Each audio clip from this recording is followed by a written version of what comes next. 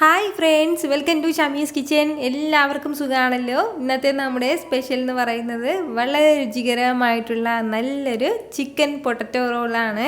അപ്പോൾ ഇതിൻ്റെ ഡീറ്റെയിൽസ് ഒന്നും മിസ്സാകാതിരിക്കാൻ വേണ്ടിയിട്ട് എല്ലാവരും ഒന്ന് സ്കിപ്പ് ചെയ്യാതെ കണ്ടേക്കണം. കൂടെ തന്നെ ഈ വീഡിയോ ഒന്ന് ലൈക്ക് ചെയ്യാനും നമ്മുടെ ഷമീസ് കിച്ചൻ ചാനൽ ഇതുവരെയും സബ്സ്ക്രൈബ് ചെയ്യാത്തവരാണെന്നുണ്ടെങ്കിൽ പ്ലീസ് ഒന്ന് സബ്സ്ക്രൈബ് കൂടി ചെയ്തേക്കണേ.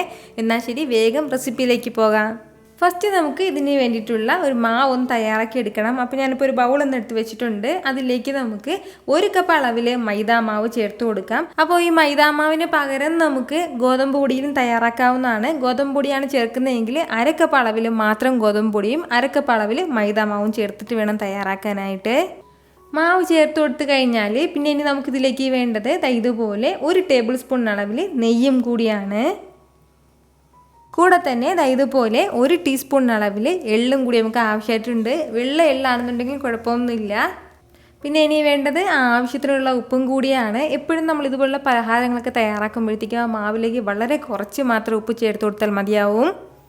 ഇനി നന്നായിട്ട് ഇതെല്ലാം ഒന്ന് മിക്സ് ചെയ്ത് കൊടുക്കാം. നല്ല രീതിയിൽ എല്ലാം ഒന്ന് മിക്സ് ചെയ്ത് കൊടുത്തതിന് ശേഷം പിന്നെ നമുക്കിതിലേക്ക് ആവശ്യത്തിനുള്ള വെള്ളം കൂടി ചേർത്ത് കൊടുത്തിട്ട് നല്ലതുപോലെ ഇതെല്ലാം ഒന്ന് കുഴച്ചെടുക്കാം. നമ്മുടെ ഈ ചപ്പാത്തിയുടെ മാവെല്ലാം കുഴച്ചെടുക്കില്ലേ, അതുപോലെ ഒന്ന് കുഴച്ചെടുത്താൽ മതിയാവും. ഇതുപോലെ നല്ല സോഫ്റ്റായിട്ട് മാവെല്ലാം ഒന്ന് കുഴച്ചെടുത്തിട്ടുണ്ട്. ഇനി നമുക്ക് വേണ്ട എന്താണെന്ന് വെച്ചാൽ ഒരു 15 മിനിറ്റെങ്കിലും ഇതൊന്ന് റെസ്റ്റ് ചെയ്യാൻ വേണ്ടി വെക്കണം. ഒന്ന് അടച്ചൊന്ന് മാറ്റി വെക്കാം. അത്രയും സമയം കൊണ്ട് നമുക്ക് ഇതിന് വേണ്ടിയിട്ടുള്ള മസാല കൂട്ടൊന്ന് തയ്യാറാക്കി എടുക്കാം. ഇനി നമുക്ക് വേണ്ടത്, ഞാനിപ്പോൾ ഇതുപോലൊരു ബൗളൊന്ന് എടുത്ത് വെച്ചിട്ടുണ്ട്. അതിലേക്ക് നമുക്ക് ഒരു 3 ഉരുളക്കിഴങ്ങ് നന്നായിട്ട് വേവിച്ചെടുത്തിട്ടുണ്ട്. എന്നിട്ട് ചെറുതായിട്ടൊന്ന് ഗ്രേറ്റ് ചെയ്തെടുത്തിരിക്കുകയാണ്. കൈ വെച്ചിട്ട് നല്ലതുപോലെ ഒന്ന് ഉടച്ചെടുത്താലും മതിയാവും, കട്ടകളൊന്നും ഇല്ലാതെ. അപ്പോൾ അത് നമുക്ക് ഇതിലേക്കൊന്ന് ചേർത്ത് കൊടുക്കാം. വേവിച്ചെടുത്ത ഉരുളക്കിഴങ്ങാണ്. കൂടെ തന്നെ പിന്നെ അതുപോലെ നമുക്ക് വേണ്ടതാണ് ഒരു 150 ഗ്രാം അളവിൽ എല്ലില്ലാത്ത ചിക്കൻ നന്നായിട്ട് കുക്കറിലേക്ക് ഒരല്പം കുരുമുളക് പൊടിയും മഞ്ഞൾപ്പൊടിയും ഉപ്പും ഇട്ടൊന്ന് വേവിച്ചെടുത്തതാണ്. അതിനുശേഷം മിക്സിയുടെ ജാറിലേക്ക് ഇട്ട് ചെറുതായിട്ടൊന്ന് ക്രഷ് ചെയ്തെടുത്തിട്ടുണ്ട്. അപ്പോൾ അതുകൂടി ചേർക്കാം. കൂടെ തന്നെ പിന്നെ നമുക്കിതിലേക്ക് വേണ്ടത് ഇതുപോലെ 1 ടീസ്പൂൺ അളവിൽ ഇഞ്ചി നന്നായിട്ടൊന്ന് ഗ്രേറ്റ് ചെയ്തെടുത്തതും കൂടിയാണ്. അതും കൂടി ചേർക്കാം. വെളുത്തുള്ളി നമുക്ക് ആവശ്യമായിട്ടില്ല. പിന്നെ ഇനി നമുക്ക് ഇതിലേക്ക് വേണ്ടത് ഒരു 2 പച്ചമുളക് ചെറുതായിട്ടൊന്ന് അരിഞ്ഞെടുത്തിട്ടുണ്ട്, അതും കൂടി. കൂടെ തന്നെ ഒരു 1/4 ടീസ്പൂൺ അളവിൽ കുരുമുളക് പൊടിച്ചതും കൂടിയാണ്. അതുപോലെ തന്നെ ഒരു 1/2 ടീസ്പൂൺ അളവിൽ ഗരം മസാല പൊടിച്ചതും കൂടി. അതുപോലെ തന്നെ ഒരു 1/4 ടീസ്പൂൺ അളവിൽ ചെറിയ ജീരകം പൊടിച്ചതും കൂടി. ഇത്രയും ആയിക്കഴിഞ്ഞാൽ പിന്നെ ഇനി നമുക്കിതിലേക്ക് വേണ്ടത് ഒരു 1.5 സ്പൂൺ അളവിൽ അരിപ്പൊടിയും കൂടിയാണ്. പച്ചരിപ്പൊടി തന്നെയാണ് ചേർത്ത് കൊടുക്കുന്നത്, വറുത്ത പച്ചരിപ്പൊടി.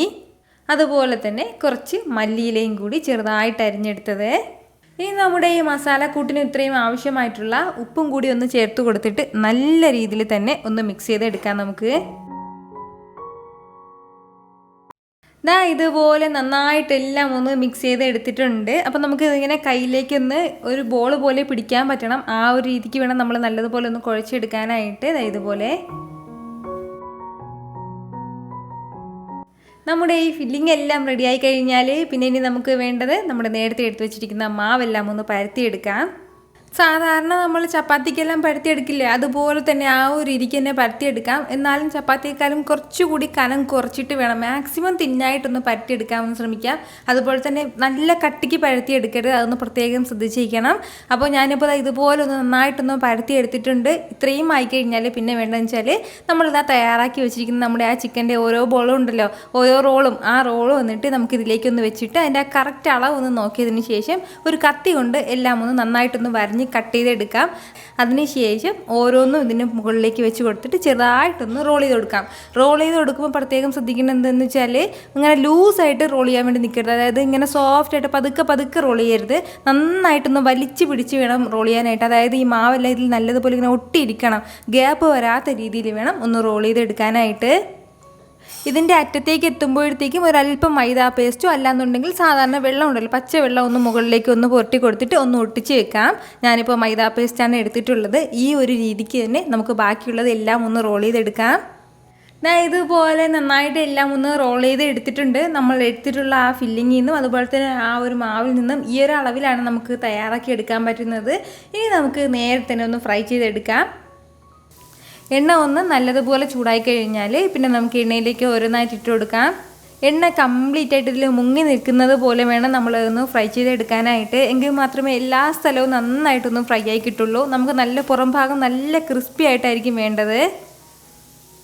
ഒരു സൈഡ് കളർ മാറിക്കഴിഞ്ഞാൽ തിരിച്ചിട്ട് കൊടുക്കണ ആ ഒരു രീതിയല്ല. നമ്മളിങ്ങനെ ഇടയ്ക്ക് മുറയ്ക്കും തിരിച്ച് മറിച്ചിട്ട് കൊടുത്ത് വേണം നല്ലതുപോലെ ഫ്രൈ ചെയ്തെടുക്കാനായിട്ട്.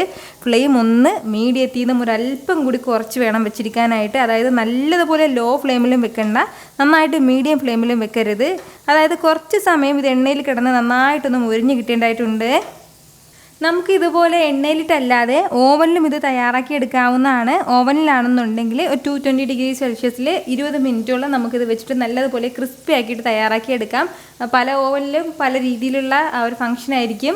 എങ്ങനെയാണെന്നുണ്ടെങ്കിൽ ക്രിസ്പി മോഡിലിട്ടിട്ട് നമുക്ക് നല്ലതുപോലെ തയ്യാറാക്കി എടുക്കാവുന്നതാണ്. നമ്മുടെ ഈ ഫില്ലിംഗ് ഒന്നും പൊളിഞ്ഞു പോകുന്നുള്ള ഒരു ചിന്തയും വേണ്ട. ഫില്ലിംഗ് ഒന്നും പൊളിഞ്ഞു പോകുകയില്ല. അത് കറക്റ്റായിട്ട് തന്നെ അതിൽ തന്നെ ഉണ്ടാകും. അപ്പോൾ അതിന് വേണ്ടിയിട്ടാണ് നമ്മൾ ഇതിലേക്ക് ഒരു 1.5 സ്പൂൺ അളവിൽ അരിപ്പൊടി ചേർത്തിട്ടുണ്ടായിരുന്നത്. ഇതുപോലെ നന്നായിട്ട് എല്ലാം ഒന്ന് ഫ്രൈ ആയി കിട്ടിയിട്ടുണ്ട്. നല്ലൊരു ഗോൾഡൻ കളറിൽ വന്നിട്ടുണ്ട്. നമുക്ക് വേണമെന്നുണ്ടെങ്കിൽ വീണ്ടും കുറച്ചും കൂടി ഒന്ന് ഡാർക്കാക്കിയിട്ട് എടുക്കാം. പക്ഷേ ഞാൻ അങ്ങനെ ചെയ്യുന്നില്ല. ഈ ഒരു ഗോൾഡൻ കളർ തന്നെ ധാരാളം മതിയാവും. നല്ല രീതിയിൽ തന്നെ ഇത് ഫ്രൈ ആയി കിട്ടിയിട്ടുണ്ട്. ഇനി നമുക്കിതെല്ലാം ഒന്ന് എടുക്കാവുന്നതാണ്. ഫ്രൈ ചെയ്ത് എടുത്ത ഉടനെ നോക്കുമ്പോഴത്തേക്കും ഒരല്പം ക്രിസ്മസ് കുറവായിട്ടുണ്ടാവും. അത് നമ്മൾ കാര്യമാക്കേണ്ട. കുറച്ച് സമയം ഒന്ന് തണുത്ത് കഴിയുമ്പോഴത്തേക്കും നല്ലതുപോലെ ക്രിസ്പി ആയിട്ടുണ്ടാവും. നിങ്ങൾക്കിത് കാണുമ്പോൾ തന്നെ അറിയാമായിരിക്കുമല്ലോ ഇതെന്ത് മാത്രം ടേസ്റ്റി ആയിട്ടുള്ളൊരു സ്നാക്കായിരിക്കും എന്ന്. എല്ലാവർക്കും, കുട്ടികൾക്കും വലിയവർക്കും എല്ലാവർക്കും നന്നായിട്ട് ഇഷ്ടപ്പെടുന്നതായിരിക്കും. ഉറപ്പായിട്ട് ഒരു തവണയെങ്കിലും നിങ്ങൾ ഇതുപോലെ ഒന്ന് ട്രൈ ചെയ്ത് നോക്കണം. നിങ്ങൾക്ക് നന്നായിട്ട് ഇഷ്ടമാവുന്ന ഒന്നായിരിക്കും. ട്രൈ ചെയ്ത് നോക്കിയതിന് ശേഷം നിങ്ങളുടെ ഫീഡ്ബാക്ക് കൂടി എനിക്ക് മറക്കാതെ ഒന്ന് അറിയിച്ചേക്കണം. കാരണം നിങ്ങളുടെ ഫീഡ്ബാക്ക് കാണുമ്പോഴായിരിക്കും അത് മറ്റുള്ളവർക്കും തയ്യാറാക്കി നോക്കണം എന്നുള്ളൊരു പ്രചോദനം ഉണ്ടാവുന്നത്. അപ്പോൾ ഈ വീഡിയോ ഇഷ്ടമായാൽ ഇതൊന്ന് ലൈക്ക് ചെയ്യാനും നിങ്ങളുടെ ഫ്രണ്ട്സിനും ഫാമിലിക്കും എല്ലാവർക്കും ഒന്ന് ഷെയർ കൂടി ചെയ്ത് കൊടുത്തേക്കണം. ഇതുപോലുള്ള റെസിപ്പിക്ക് വേണ്ടിയിട്ട് ഷമീസ് കിച്ചൻ ചാനൽ ഫോളോ ചെയ്യാനും സബ്സ്ക്രൈബ് ചെയ്യാനും ആരും മറക്കരുത്. വീണ്ടും നല്ലൊരു ഉഷാർ വീഡിയോ ആയിട്ട് നാളെ കാണാം. അതുവരേക്കും എല്ലാവരും ഹാപ്പി ആയിട്ടിരിക്കുക, സന്തോഷമായിട്ടിരിക്കുക, എല്ലാവരും സേഫ് ആയിട്ടിരിക്കണം. Take care friends.